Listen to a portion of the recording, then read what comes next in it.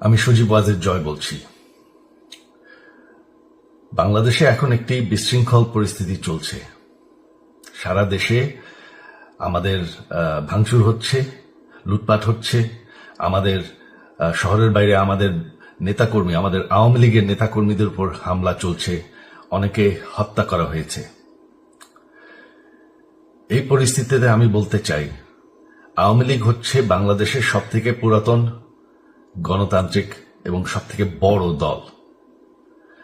আওয়ামী লীগ কিন্তু মরে যায়নি। আওয়ামী লীগ এই দেশকে, বাংলাদেশকে স্বাধীন করেছে। আওয়ামী লীগকে শেষ করা সম্ভব না। আমরা বলেছিলাম যে আমার পরিবার আর রাজনীতি করবে না, তবে আমাদের নেতাকর্মীর উপর যেভাবে হামলা হচ্ছে, এই পরিস্থিতিতে আমরা হাল ছেড়ে দিতে পারি না। বাংলাদেশে যদি গণতন্ত্র, নতুন বাংলাদেশ গড়ে তুলতে হয়, আওয়ামী লীগ ছাড়া সম্ভব না। আওয়ামী লীগ হচ্ছে সবথেকে বড় দল। আওয়ামী লীগ কোথাও যাবে না, আওয়ামী লীগ শেষ হয়ে যাবে না। আওয়ামী লীগকে শেষ করা সম্ভব না। আওয়ামী লীগের নেতাকর্মীদের আমি সবাইকে আহ্বান জানাচ্ছি যে আপনারা সাহস নিয়ে দাঁড়ান। আপনারা একা না, আমরা আছি। বঙ্গবন্ধুর পরিবার কোথাও যায়নি, আমরা আপনাদের সাথে আছি। দেশকে, আমাদের নেতাকর্মীদেরকে, আওয়ামী লীগকে রক্ষা করার জন্য যা প্রয়োজন আমরা করতে প্রস্তুত।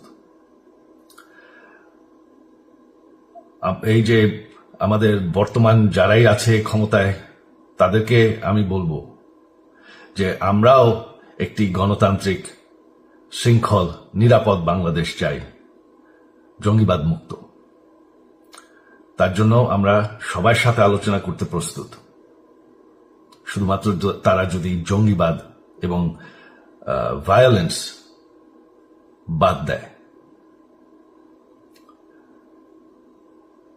শেখ হাসিনা মরে যাননি,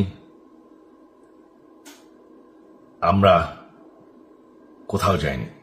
বাংলাদেশ আওয়ামী লীগ ছাড়া গণতন্ত্র, নির্বাচন সম্ভব না। এই বলে আমি আমার কথা শেষ করছি। জয় বাংলা।